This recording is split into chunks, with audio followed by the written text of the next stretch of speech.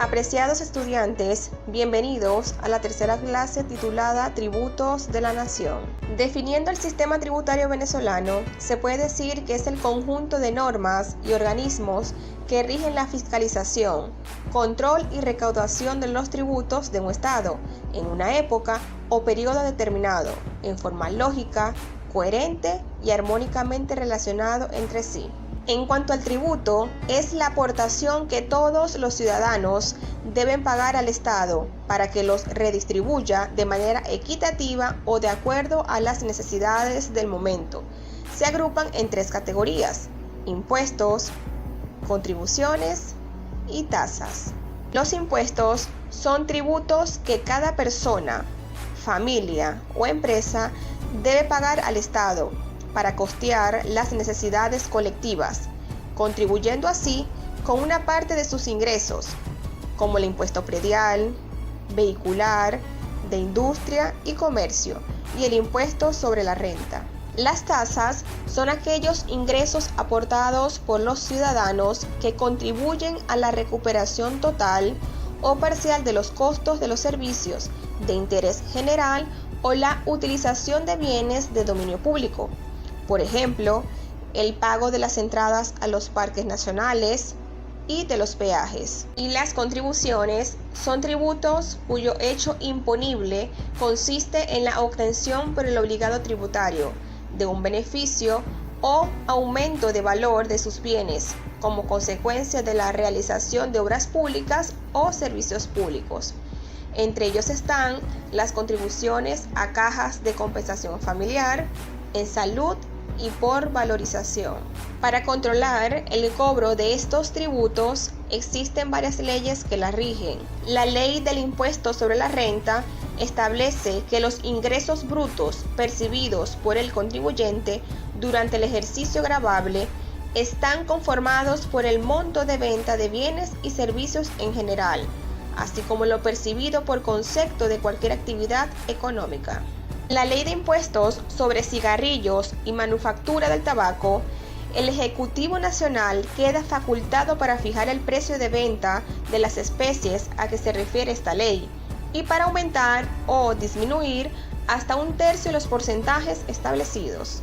La reforma al impuesto al valor agregado, el incremento de impuestos de 10 a 15% no se hará al pueblo, sino a quienes invierten en lujos y tienen cómo costearlos. La reforma del Código Orgánico Tributario, la misma se dirige a los contribuyentes especiales, entre ellos empresas extranjeras. Se trata de contribuyentes especiales que producen sobre 220.000 unidades tributarias y que a pesar de esto evaden los impuestos y la actuación de la administración tributaria. La reforma de la Ley de Impuestos sobre el alcohol y las especies alcohólicas, el gobierno cobra poco por este impuesto y se aprobó un incremento entre 15 y 50%. El organismo que se encarga de llevar el control del cobro de los tributos de la nación es el CENIAT, ya que es un servicio autónomo sin personalidad jurídica, con autonomía funcional técnica y financiera, a la cual le corresponde la aplicación de la legislación aduanera y tributaria nacional, así como todas las políticas fijadas por el Ejecutivo Nacional referente a tributos. Uno de los tributos más importantes es el impuesto sobre la renta, que es un arancel tributario que se declara y paga de manera obligatoria en los primeros 3 meses del año, enero, febrero y marzo, al Estado. Es calculado de acuerdo a los ingresos percibidos por el contribuyente durante el año fiscal anterior. Dicha declaración y pago se realiza directamente a través del portal web www.ceniat.gov.be, en las oficinas del CENIAT y en las jornadas de recaudación que el organismo implementa en diferentes localidades del país.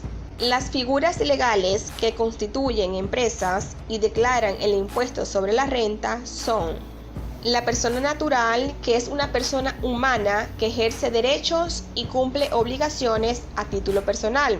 Al constituir una empresa como persona natural, el dueño asume a título personal todas las obligaciones de la misma. Ejemplo, si la empresa quiebra y es obligada a pagar alguna deuda, la persona deberá hacerse responsable de la misma a título personal y en caso de no pagarla, sus bienes personales podrían ser embargados. Y la persona jurídica es una empresa que ejerce sus propios derechos y cumple con sus obligaciones.